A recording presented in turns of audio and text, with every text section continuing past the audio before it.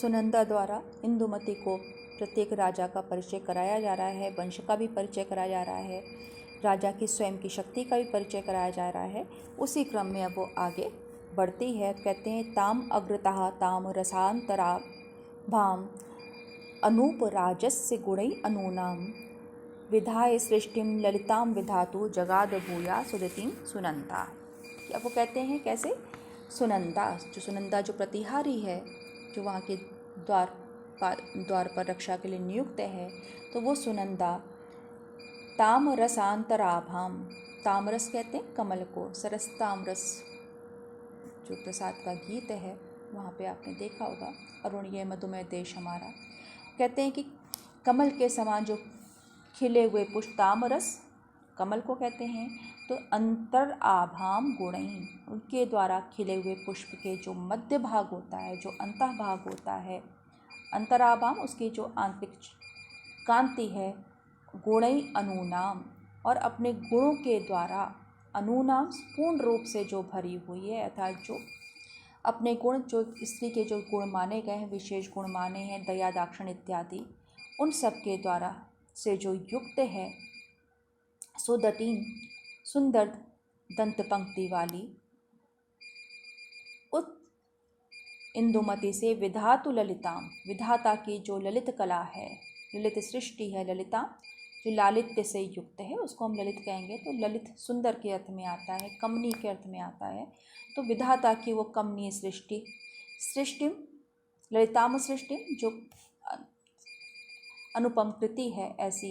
अनूप राजस्य अग्रता, अनूप राज्य, अनूप देश के राजा के आगे विधाय भूया जगात, लेकर गई, विधाय वहाँ ले जाकर उसने उसको उपस्थित किया, खड़ा किया, इसको आप जिस रूपे के वहाँ ले गई और फिर बोली। तो जब उसने अवंती राज्य के प्रति अपनी कोई उत्सुकता, कोई रुचि नहीं प्रदर्शित की, तो आगे राजा के उसी क्रम में जो राजा खड़े थे, वो अनूप देश का राजा था, तो उसके पास सुनंदा उसको ले गई। तो यहाँ पे उसके जो गुण हैं इंदुमती के, उसको भी साथ साथ बताती जा रही है कि सुनंदा ताम रस अंतराभाम गुणई अनूनाम सुदतीं ताम, ये सारा द्वितीया का एक वचन है। तो ताम रस के समान, तामरस अर्थात कमल के आंतरिक गुण, अर्थात उसका जो कोशमंडल खिला हुआ विकसित दिखता है, ऐसे ही अपने आंतरिक गुणों के द्वारा संपूर्ण रूप से जो युक्त है, अर्थात उसको जो धारण करने वाली है, धवल पंक्ति को, दंत पंक्ति को धारण करने वाली, विधाता की अनुपम कृति, लालित्यपूर्ण सृष्टि, उस इंदुमती को अनूप राजस अग्रता, अनूप देश के राजा के सामने ले गई और कहा, क्या कहा, संग्राम निर्विष्ट सहस्र बाहु अष्टादश द्वीप निखात यूपा अनन्य साधारण राज शब्दों बभूव योगी किलकार्त वीर्या। अब जुड़वा के कि वो प्रारंभ में जो कालिदास ने वहाँ पे कहा कि वो उनके वंश और चरित्र को जानने वाली है, उसका जिसको परिचय है, ज्ञान है। तो यहाँ पर वो अनूप देश के राजा के पूर्वज का परिचय देती हुई कह रही कि संग्राम निर्विष्ट सहस्र बाहु, संग्राम में जिस राजा की सहस्र भुजाएं दिखाई पड़ती थी, अर्थात उसकी जो 2 भुजाएं हैं वो सहस्र भुजाओं के समान अनुभव की जाती थी, अर्थात वो इतनी शीघ्रता से, इतनी चपलता से, गति के साथ आघात करता था या युद्ध करता था कि वो 2 भुजाएं होती हुई ऐसा लगता कि असंख्य भुजाएं वहाँ पर अपनी शक्ति का प्रदर्शन कर रही हैं। तो युद्ध स्थल में जिस राजा की सहस्रों भुजाओं का अनुभव किया जाता हो, फिर कहते हैं कि अष्टादश द्वीप निखात यूपा, और जो पृथ्वी पर जो 18 द्वीप हैं, उन 18 द्वीपों में जिसने अपनी विजय पताका गाड़ रखी थी, और अनन्य असाधारण राज शब्दों बभूव योगी किलकार्त वीर्या, अनन्य असाधारण राज शब्दों, न अन्य इति अनन्य, कि किसी अन्य राजा के राज शब्द सुशोभित नहीं होता था, तो कोई दूसरा राजा उस समय पृथ्वी पर ऐसा नहीं था जो राजा के रूप में संबोधित किया जाता था। पृथ्वी पर एक छत्र जिसका राज्य था, ऐसे योगी रूपा बभूव योगी किल कार्तवीर्या, ऐसे योगी के रूप में एक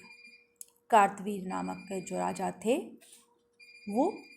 इसके वंश में उत्पन्न हुए, अर्थात ये उस वंश से संबंध रखते हैं जहाँ जो कार्तवीर्य का वंश कहलाता है। इसको हम इस प्रकार से कह सकते हैं, बभूव योगी किल कार्तवीर्या, कार्तवीर नाम के योगी उत्पन्न हुए, जिसके होने के कारण कोई अन्य राजा की उपाधि को धारण नहीं कर सका, अर्थात उसके पराक्रम के आगे कोई अन्य राजा अपने को स्थापित ही नहीं कर सका। इस प्रकार से यहाँ पर उसकी प्रशंसा की गई है कि वो उस वंश परंपरा से संबंध रखता है। तो यहाँ पर अनूप देश के राजा का परिचय देने के पहले वो उसके वंश में उत्पन्न होने वाले, किस वंश में वो उत्पन्न हुआ उसका परिचय दे रही है, उसका बखान कर रही है। कह रही अकार चिंता समकालमेव प्रादुर्भवश्चापधरा पुरस्तात् अंता शरीरेष्वपि या प्रजानां प्रत्यादिदेश अविनियम विनेता। अब वो कह रहे हैं कि विनेता जो विनम्रता की शिक्षा देने वाला हो, ऐसे यह कार्तवीर्य जो कार्तवीर अकार्य चिंता कालमेव, अभी कार्य को किया नहीं है, केवल उसका चिंतन ही किया है, उसी क्षण समकालम, उसी क्षण कि जैसे ही किसी व्यक्ति के मन में कोई दुर्विचार आया, कुछ पाप की इच्छा जागृत हुई, कोई नीच कर्म करने का विचार आया, उस चिंतन के साथ ही जो अपने को वहाँ पर चाप धरा प्रादुर्भव, अपने को बाण सहित बाण धारण किए हुए उसके सामने प्रकट हो जाता था। ऐसे प्रजा नाम अंता शरीरेषु अपि, प्रजाओं के अंता शरीर के अंदर भी अविनियम प्रत्यादिदेश,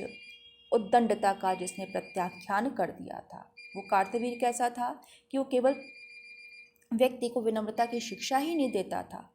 और उस शिक्षा देने में यह है कि यदि कोई व्यक्ति सामने मान लो अभिनय कर भी रहा है, उसके मन में जब कोई कुत्सित विचार आता था, कुछ पाप कर्म करने की इच्छा भी यदि प्रकट होती थी, तो उसके सामने वो सशार जिसे हम कहें सशर चाप हस्त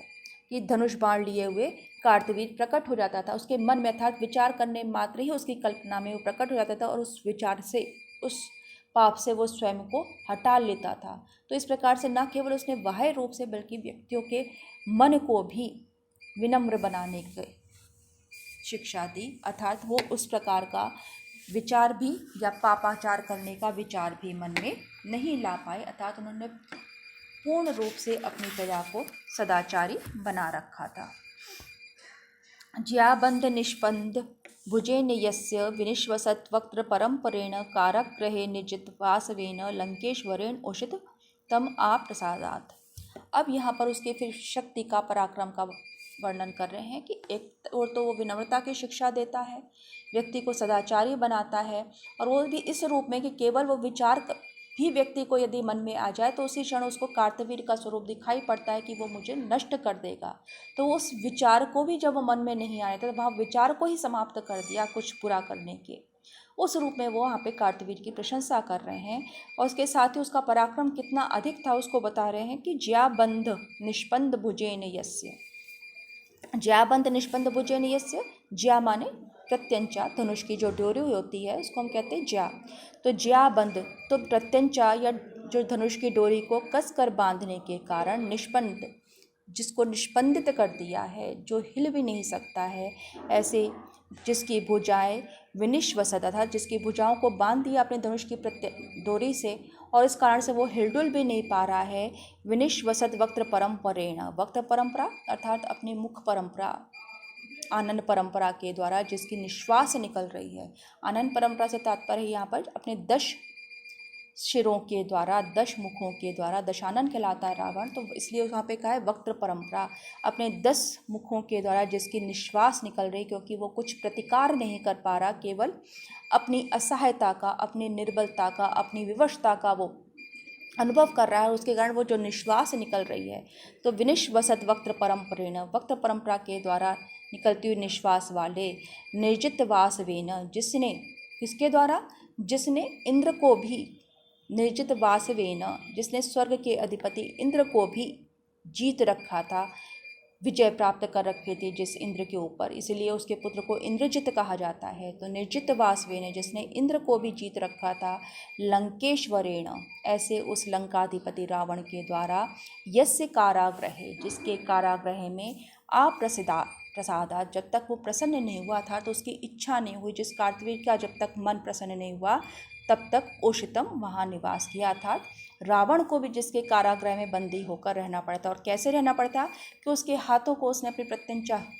धनुष की प्रत्यंचा से बांध दिया था, जिसके कारण वो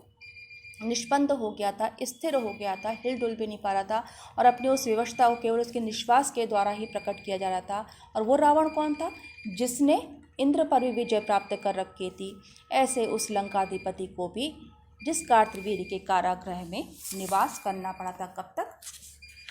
अप्रसादात, जब तक वो प्रसन्न नहीं हुआ, अर्थात उसकी इच्छा नहीं हुई, तब तक उसको उसके कारागृह में निवास करना पड़ा था।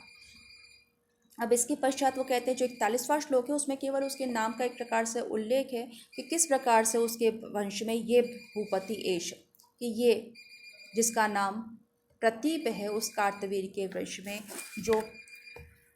आगम से तात्पर्य शास्त्रों का और वृद्धों का सम्मान करने वाला है, उनकी सेवा करने वाला है, और जिसने इस बात को झुठला दिया है कि लक्ष्मी चंचला होती है,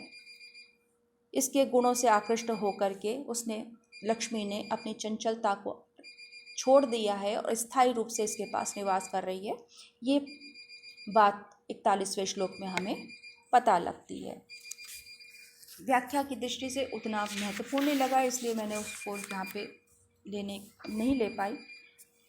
अब आगे कहते हैं, आयोधने कृष्ण गतिम सहायम अवाप्य या क्षत्रिय कालरात्रिम धाराम शिताम राम परश्वदस्य संभावयति उत्पलपत्र साराम। आयोधने युद्ध कहते, युद्ध, इसी से सुयोधन कहलाया, जिस प्रकार का आपने किरातार्जुन नियम पढ़ते हुए बताया था। तो आयोधने, युद्ध के मैदान में, कृष्ण गतिम सहाय अवाप्य, कृष्ण गतिम अर्थात अग्नि की सहायता प्राप्त करके, क्षत्रिय कालरात्रि, क्षत्रियों के लिए जो कालरात्रि के समान हैं, ऐसे राम परश्वदस्य, परशुराम के फरसे का, शिताम धाराम, जो तीक्ष्ण धारा थी, जो तीव्र धारा थी, तीक्ष्ण धारा थी, उसको भी जो उत्पल पत्रम साराम संभाव्यति, कमल पत्र के समान समझता था। अर्थात उस कार्तवीर्य के परंपरा का वर्णन यहाँ पे वो कह रहे हैं कि उसके पश्चात जिस परंपरा में ये आया है, तो जो ये राजा प्रतीप है, वो युद्ध के मैदान में इसको अग्नि की सहायता प्राप्त है। कृष्ण गति कहते हैं अग्नि को, तो कृष्ण गतिम अर्थात अग्नि की सहायता प्राप्त करके, अब क्योंकि ये रघुवंश का वर्णन चल रहा है, तो ये अज के समान समकालीन है, तो यहाँ पे परशुराम थे, राम के पहले परशुराम हुए। इसका हमें पौराणिक उल्लेख मिलता है कि वो उनका अवतार माने जाते हैं, वो भी विष्णु का, और जब तक राम उसमें समर्थ नहीं रहते, तब तक परशुराम ने का अस्तित्व मिलता है। उसके साथ ही साथ, अस्तित्व क्या मतलब, या ये कह सकते हैं परशुराम के जो अवतार का क्रम है या जो उद्देश्य था, वो भिन्न प्रकार से था कि वो राम की सहायता भी करते हैं, उसमें सहायक भी होते हैं, और साथ ही साथ उन्होंने क्षत्रिय विहीन करने का संकल्प लिया था धरा को, तो इस प्रकार से 21 बार उन्होंने क्षत्रियों का नाश किया। तो जहाँ ये, जो इसलिए उसको कह रहे हैं कि क्षत्रिय कालरात्रि, जो क्षत्रियों के लिए कालरात्रि के समान था, ऐसे राम से तात्पर्य परशुराम, तो ऐसे परशुराम के परश्वदस्य, फरसे की भी तीक्ष्ण धार को कमल पत्र की धार के समान, पत्रसाराम संभावयति, वर्तमाने लट लकार है, तो यहाँ वो उसको कमल पत्र की धार के समान समझता है। अब ये उत्पल पत्र साराम, यहाँ पे जब वो कहते हैं कि जब किसी भी चीज़ को हम कोमलता का धार का वर्णन करते हैं, तो वहाँ पे कहते हैं वो कितनी कोमल है, जो फरसे की धार है कितनी तीक्ष्ण थी, उसको वो किस प्रकार से सहज रूप में बड़े ही हल्के में लेता है, सहजता से लेता है। तो ये उसका जो पराक्रम है, उसकी जो गुणवत्ता है, उसके जो चरित्र है, उसको यहाँ प्रकट करते हैं। अस्यांक लक्ष्मीर, यहाँ पे जो 43वां श्लोक है उसमें यह एक बात कही है, अस्यांक लक्ष्मीर भव दीर्घ बाहो महिष्मति वप्र नितंबिकाचिन प्रसाद जालई जलवेणी रम्याम देवाम यदि प्रेक्षितुम अस्ति कामा। तो एक प्रकार से यहाँ पर भी सुनंदा उससे पूछ रही है कि क्या तुम इससे विवाह करना चाहते हो, किससे, कि जिसकी भुजाएं अत्यंत लंबी हैं, शक्तिशाली हैं, तुम उसकी पत्नी बनना चाहती हो। यदि तुम किस लिए बनना चाहती हो कि महिष्मती नगरी के चारों तरफ जो नर्मदा नदी है वो कैसे लगती है कि उसमें कोई कांची यानी तगड़ी, करधनी जिसे हम कहते हैं, उसने करधनी धारण कर रखी है और इस प्रकार से उसके कारण जो अत्यंत मनोहर प्रतीत हो रही हो, ऐसे नर्मदा नदी को इसके राजमहल से देखने की तुम्हारी आकांक्षा है क्या? तात्पर्य वही है, क्या तुम इसको पति के रूप में वर्ण करना चाहती हो? तो उसके बाद कहते तस्याः प्रकामं प्रियदर्शनोऽपि नसा क्षितिशो रुचिये बभूव शरत् प्रमृष्टाम्बुधरोपरोधा शशीव पर्याप्त कलो नलिन्या। यहाँ भी अब वो उसकी बात को यही कहती है कि तस्या प्रकामं प्रियदर्शनोऽपि नसा क्षितिशो रुचिये बभूव, कि ठीक है प्रकामम की बहुत अधिक, प्रकाम